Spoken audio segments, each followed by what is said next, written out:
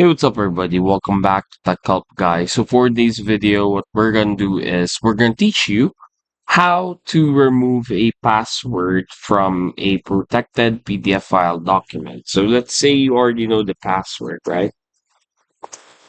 The way for you to do this is click on the print sign right here.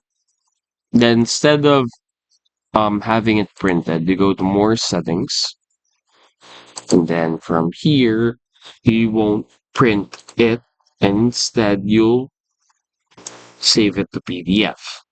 Now, if you click on it, it will automatically be saved to the PDF unprotected file. And from there on, you can now open the file without it having any password. And that's it.